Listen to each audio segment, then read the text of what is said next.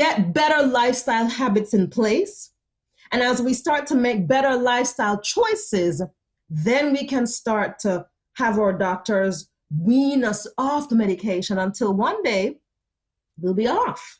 But it's a process. So please do not just stop your pressure medicine and think, oh, I'm just going to be all natural. It doesn't work like that. All right. So what are the areas to really consider when you want to naturally reduce your pressure or control it? We spoke about diet before. Diet is a big one. The way we eat, what we're choosing to eat makes a big difference in how our pressure is controlled. And there are a lot of studies that show that if we can reduce a certain element in our food, we'll get better blood pressure readings. Now, what is that element I'm talking about? Well, it's sodium. Sodium in food raises our blood pressure because sodium, it attracts water. So it kind of increases more water inside the blood vessels. And so you have more pressure, and more pressure means to more problems. So we need to eat a diet lower in sodium. And the best diet for that, really, in my opinion, and in the opinion of many experts around the world, is that a whole food, plant-based diet is the best diet for hypertension and to decrease it naturally and quickly. Now, what's a whole food plant-based diet? That's my favorite diet because it's like, it just works wonders for so many diseases. But it's eating food in its natural state, as close to the way it came off the tree or out of the ground. So instead of eating your plantain chips, you want to eat just boiled plantain.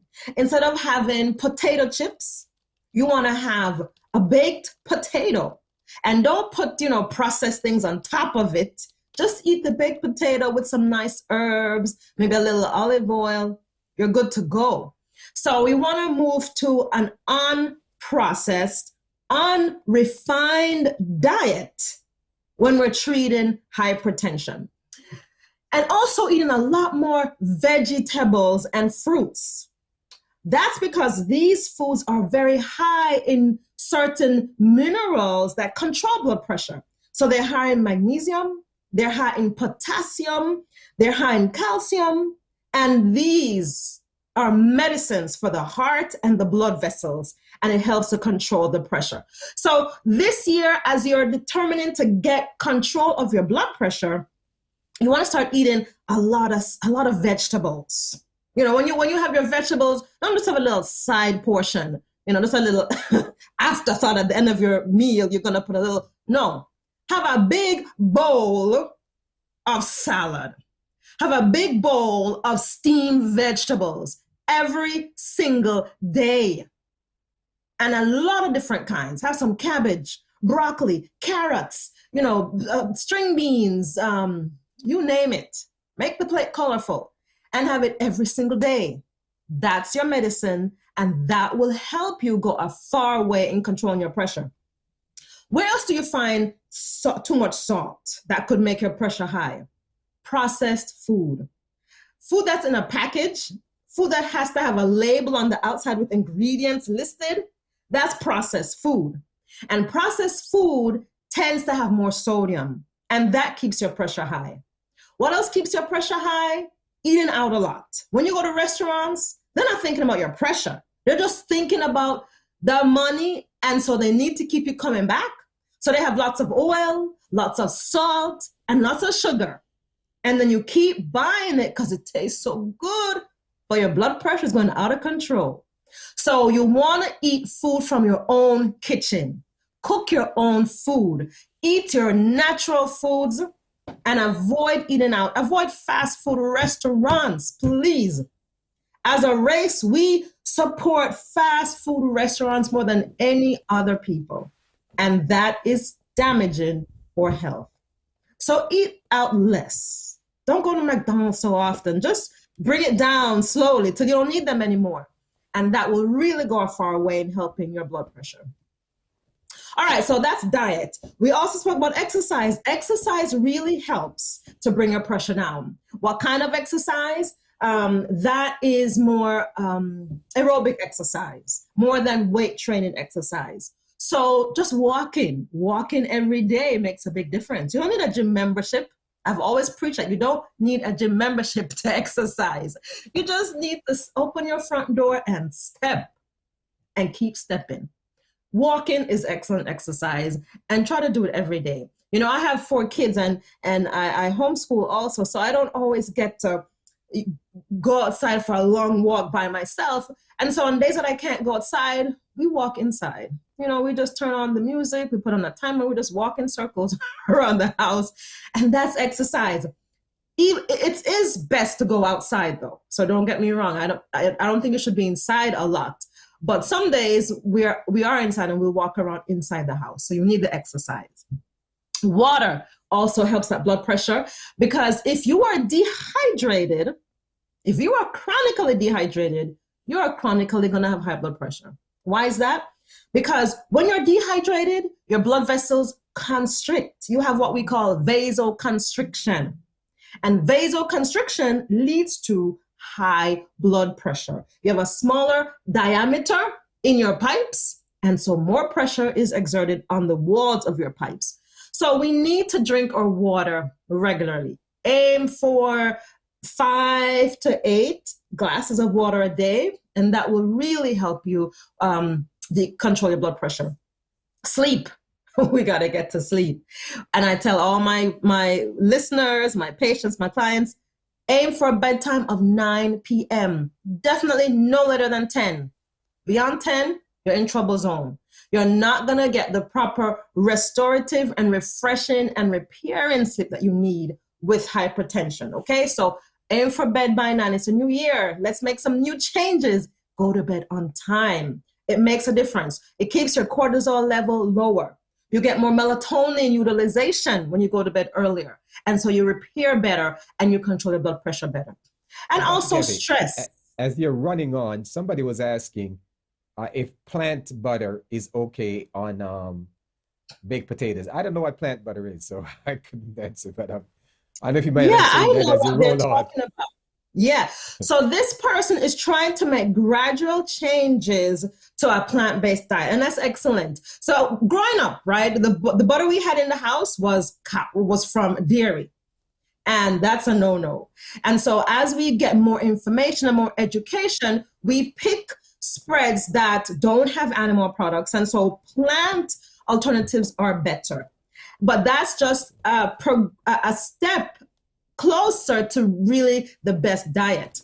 Plant butters are processed, and so we don't want to stay there. It's a good thing to move towards, but when you get into unprocessed, you want to move more to foods that are unrefined and unprocessed. So something less refined might be a natural oil like olive oil, spreading that on your bread instead. And even better would be like a nut butter, like just peanut butter that's just crushed with no sugar and no added oil. That's more natural. It's just crushed nuts. So we're trying to decrease processing as far as possible. So yes, plant butter is a good step in the right direction, but keep making more steps to unprocessed foods if you can. Awesome. All right. Thank you. Sorry to disturb your track. You were just on a roll. Yeah, no, that's totally fine. You can stop me at any time for questions, because this time together is to educate, empower, and inform. The more we know and the more we put it into practice, the better we'll do. And your question is not just unique to you. Other people have that question. I was taught when I was in grade school that there is no dumb question. You ask your question because others are thinking it, but they're afraid to ask it. And others will learn from it. So you stop me at any point, Pastor, because I will keep going unless I know there's a question. All right, so stress. We need to manage our stress. And when we are under chronic pressure and stress, our pressure will be high. I know of quite a few individuals who come to me and they say, man, I'm eating right, I'm exercising, but my pressure keeps staying high. And when I just listen to them a little bit more, I kind of hear that They're leading a life that's just full of stress. They are juggling so many balls in the air. They are fixing everybody's problems. They're the ones that are keeping, they are trying to help everybody else, but they're not really paying attention to pacing themselves and managing their own stress level. And so we have to kind of pause and evaluate, what is my stress level like? Am I really being burned? Am I burning the candle on both ends? Am I absorbing everybody else's stress and anxiety? Are other people's issues worrying me night and day? Am I taking everything too personal?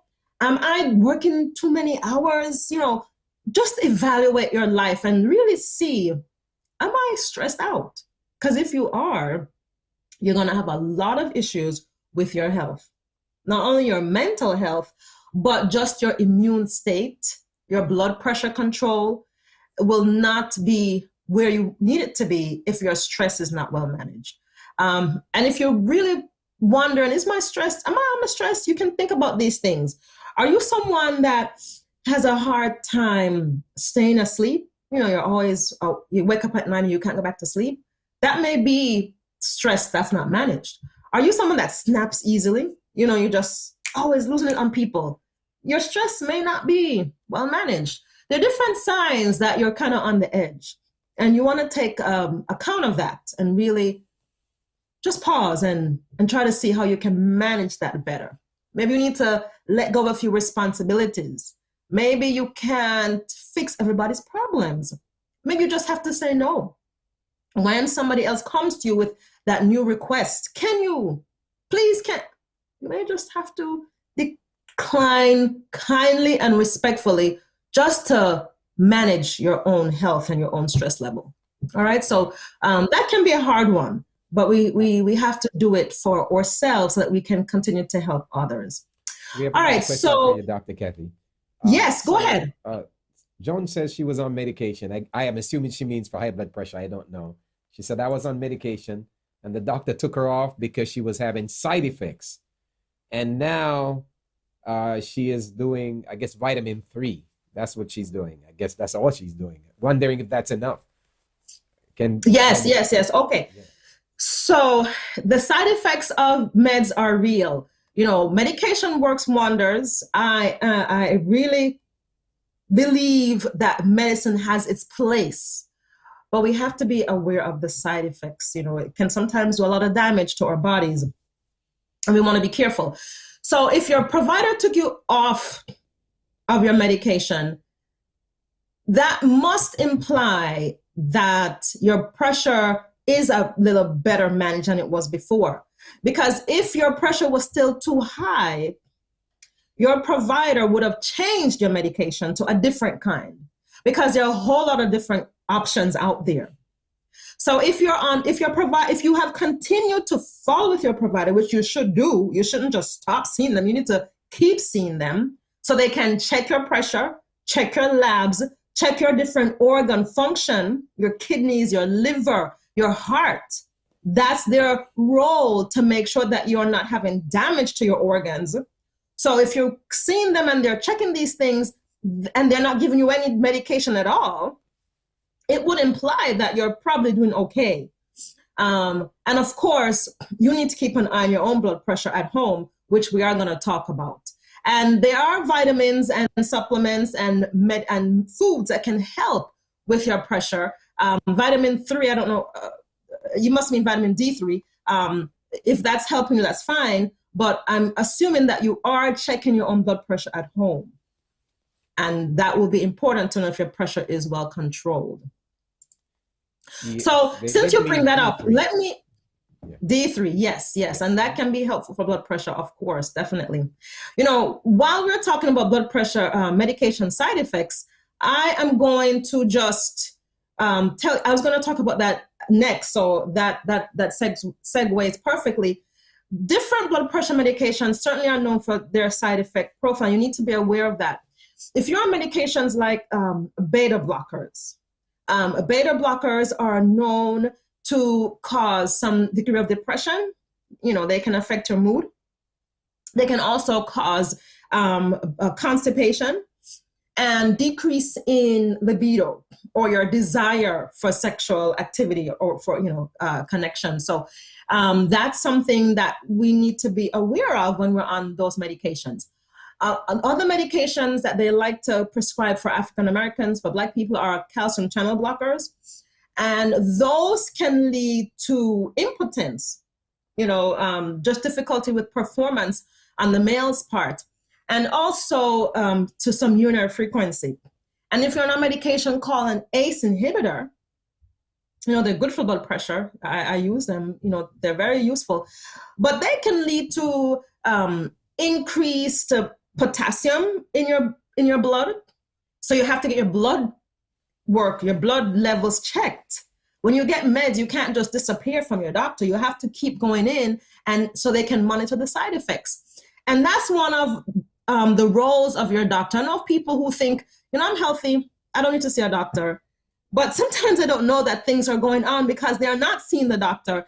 And the point of having your doctor on your team is so that they can help to identify things that you can work on naturally or with them. But doctors have a role, and as a people, we tend to avoid them, but we really need to use their expertise. Have your own primary care doctor on your team. Go in to see them. Go in with your questions. Be engaged. Be aware of what your health status is so that you can be the driver in the bus of your own health conditions. You need to be in control, not the doctor. The doctor is there to give you guidance, to say, oh, consider this turn, consider that turn. But you make the decisions, and you need your doctor to kind of give you that help and that guidance. So we spoke about that blood pressure medications do have side effects. You need to be aware of what they are. And that's very important. And so in terms of foods, I know that lots of people listening like to know what kinds of foods can they eat to help their pressure be better. And I'll just give you a few tips. Certain foods that are known to be very good are flax seed. You need to have flax seed in your house. That's the dark flax seed is what I like. Grind it up in a grinder, a coffee grinder, and take about 2 tablespoons every day. Sprinkle it on your food. Put it in your smoothie, put it in your soup, put it on your salad. But if you have flax seeds every day, you will get a lot of benefits with the omega-3, with the fiber, and it will help control with the blood pressure control. Also, celery is pretty good with blood pressure. Buy celery, put it in your soups. This is soup season, right? It's cold, we eat lots more soup. Put celery in your soups with lots of vegetables, carrots, lots of garlic and onion. Those are excellent for blood pressure control, but you need to have a lot, not just a little piece of garlic chopped up. Have the whole bulb, chop it up, put it in your soup and drink it up. It is excellent, but we need to have a lot more. We tend to not eat enough of these healthy foods, so we don't see the benefits that they have to offer. These foods, you have to maximize them. Eat a lot of them, not just a little piece, and then you'll see the benefits that they have to offer. And one thing I want to point out is that there are other medications that can lead to high blood pressure that some folks don't realize. And sometimes even your doctor, may not pick it up right away. So if you can bring it up to your doctor and help remind them, or not remind them, just ask them, kind of just curiously ask, could this be causing my high blood pressure? Some common medications that can lead to high blood pressure are non-steroidal anti-inflammatories. Over-the-counter ibuprofen, Aleve. These things can keep your pressure high. They lead to high blood pressure. And so your doctor may be struggling to treat your pressure. You're taking ibuprofen every day, and the connection is not there, that maybe it's the drug that's causing my high blood pressure.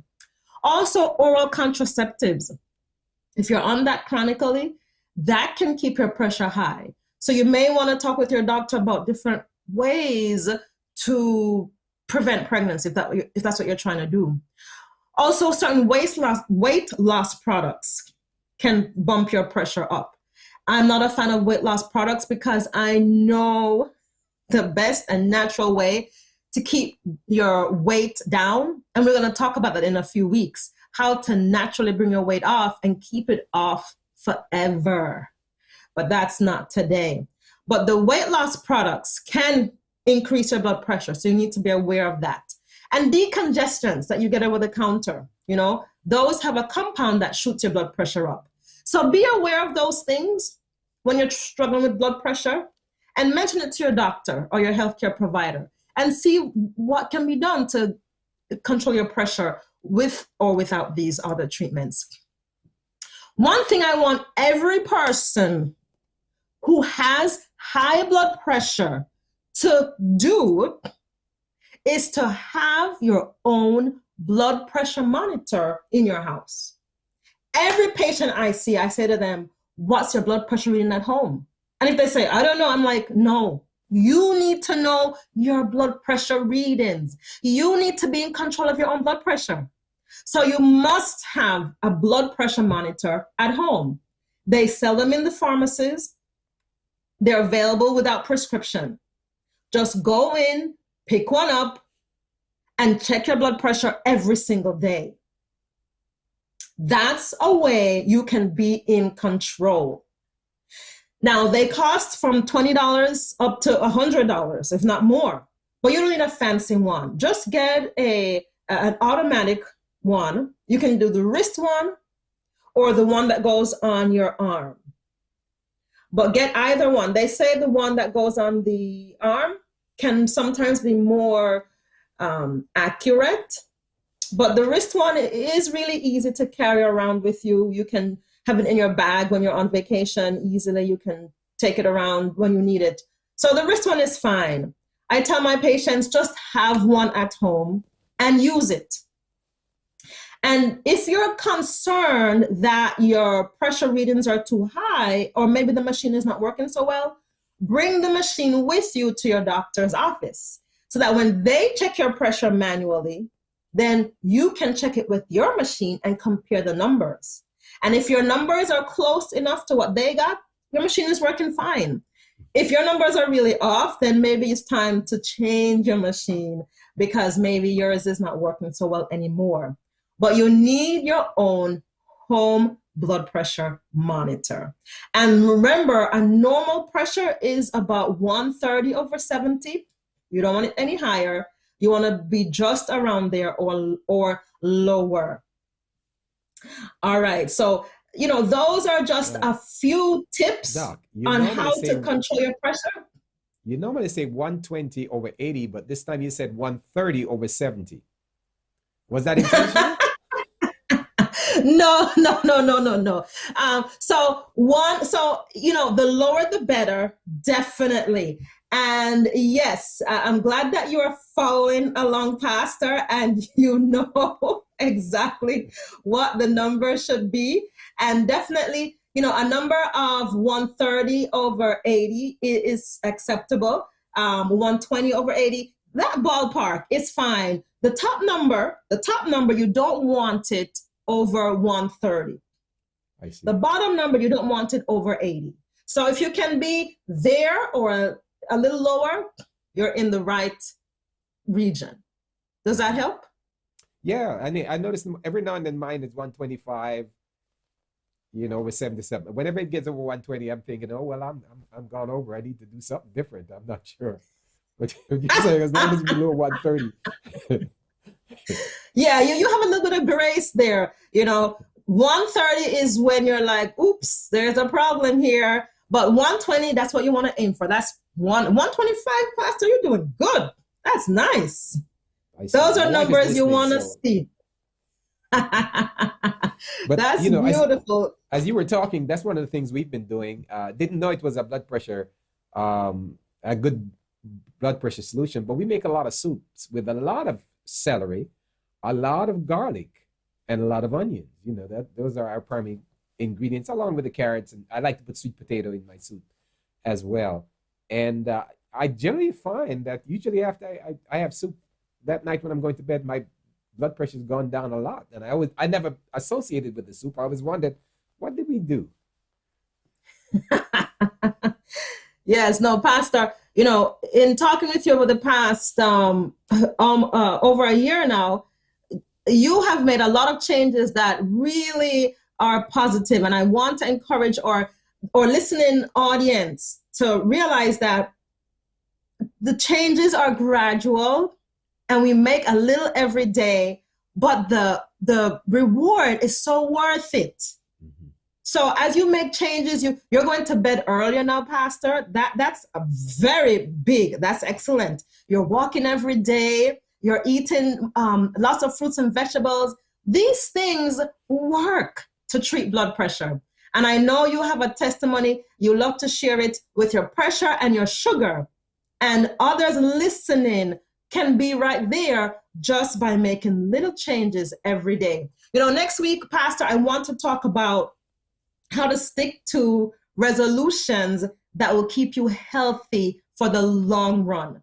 Because I know many of us have made some health resolutions. We want to be fitter. We want to lose weight. We want to, do all kinds of things. But sometimes by the second week in January, we start to fall off. But next week, we're going to talk about how can we stick to healthier choices. So it's like a lifestyle and not just a fleeting desire, because we can be healthier one choice at a time, and we can do it. So now, one person is asking again, when is pressure considered too high? And when is it considered too low? Now, you said above 130. I think I heard that, if it's above 130 over 80. But when should I run to the doctor? At what numbers on my blood pressure gauge should I run to the doctor? Sure. So if you are consistently above 130 over 80,